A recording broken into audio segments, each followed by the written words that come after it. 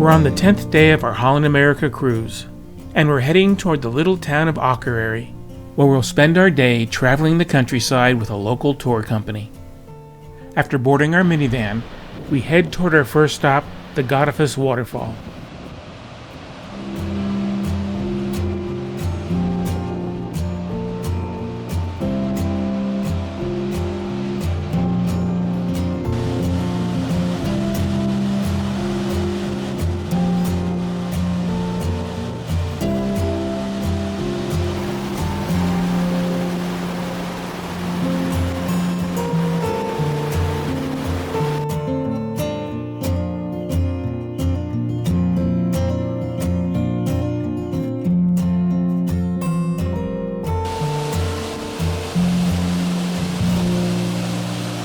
Our next stop is Lake Mývatn.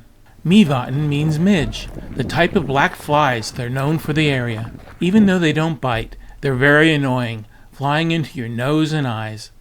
We're here to see the pseudocraters. They were formed when hot lava entered the cold lake, producing explosions that formed the craters.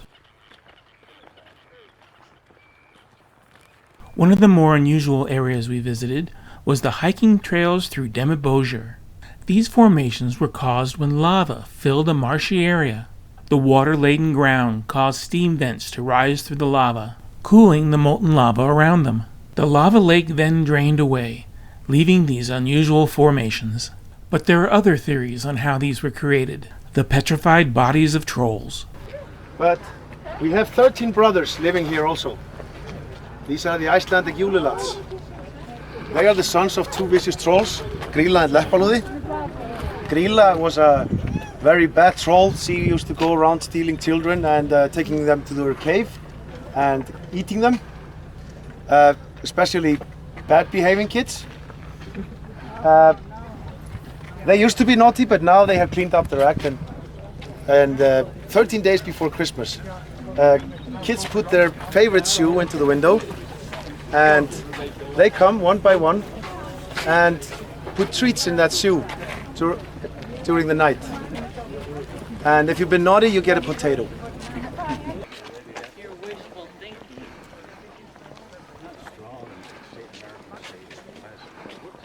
Regrettably, or I think I have never met an elf.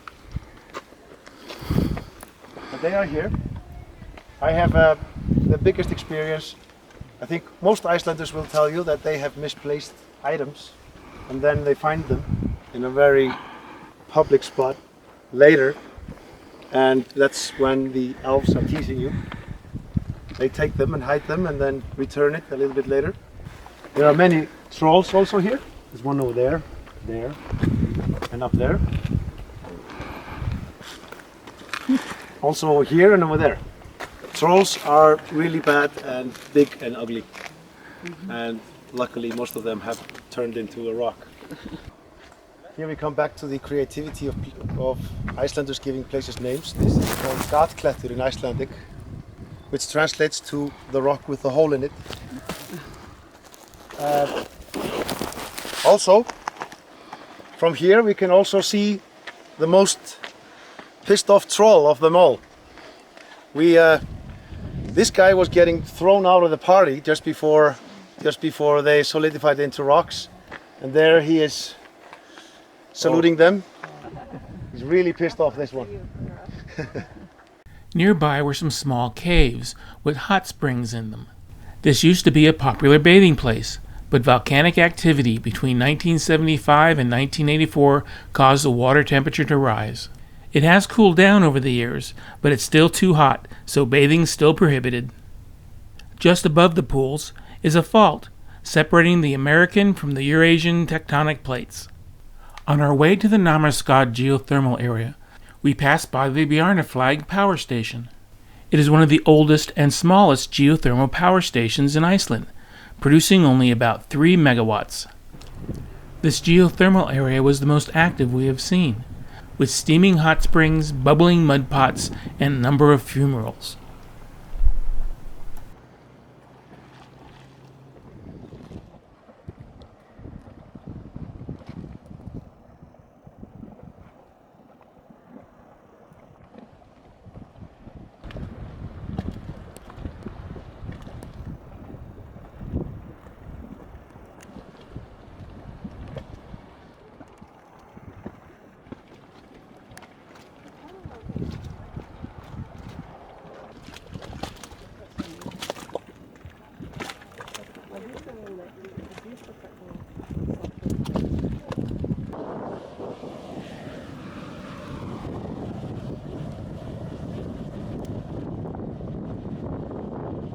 On our way back to town, we stopped and bought a small loaf of sweet rye bread that was actually baked in underground hot springs. It was very dense and had a subtle sweet flavor like a gingerbread. After a quick tour of the town, we were back on board, heading toward our next destination, Iceland. We're on a half-day tour to the Diandi Waterfalls. Our bus ride takes us through one-lane tunnels and over the mountains on dirt roads. The one thing we noticed was the purple hue in the distance. There were vast fields of lupin that have taken over much of the landscape. The plants were brought here starting in 1945 to control topsoil erosion, and their cultivation was encouraged until the 1960s, when their uncontrollable spread began choking out the local flora.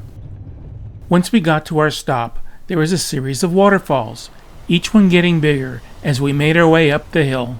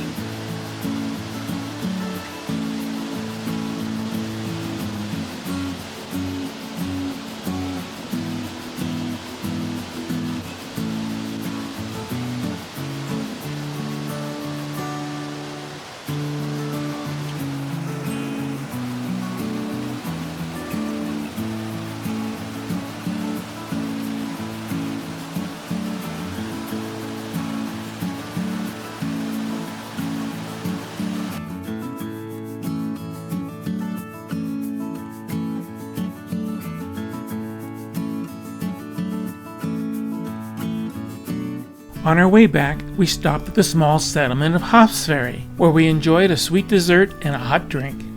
The only thing remaining of the settlement is a church and parsonage, along with 3 gabled farmhouses.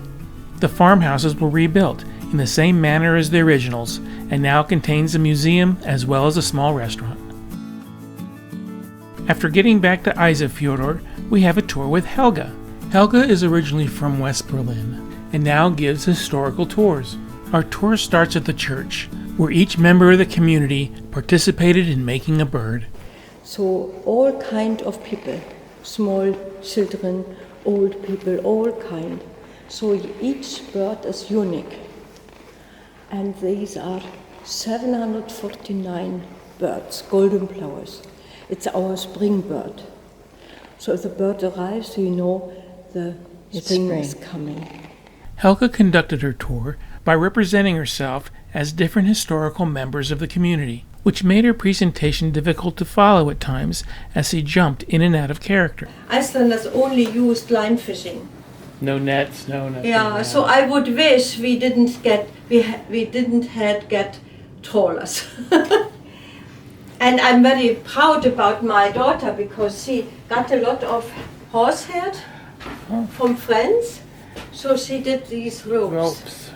Saying goodbye to Helga, we're on our way to Iceland's capital, Reykjavik, as our guide Logi takes us on a drive through the Golden Circle. It all started in the year 874, when the first settlers came to Iceland, the Vikings.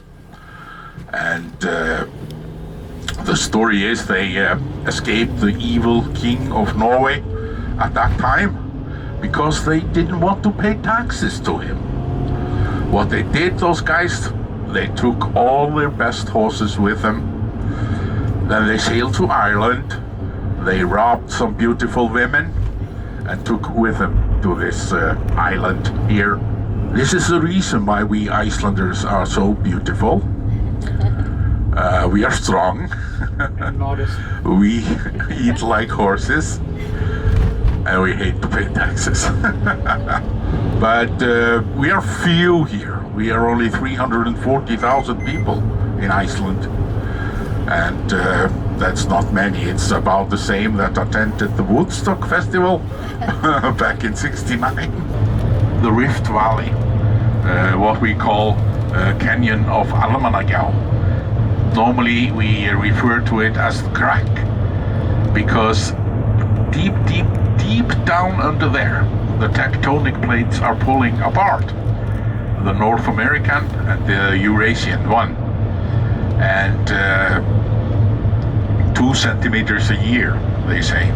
Our first stop is the impressive Gulf Falls waterfall. It was only a short walk to the first overlook of the 200-foot falls.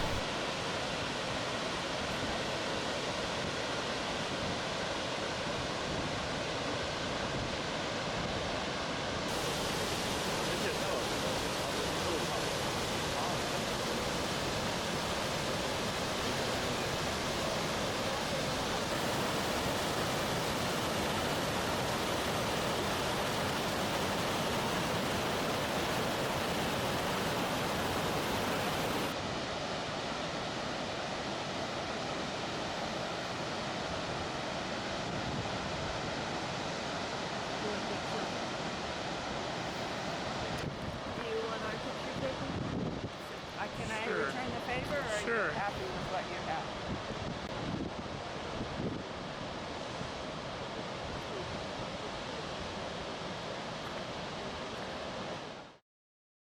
Nearby, we stop at the hot springs area called Geyser. It is from this that we get the word geyser. Unfortunately, the geyser's activity has dwindled over the years. There is a smaller geyser nearby called Struker, and it erupts every few minutes.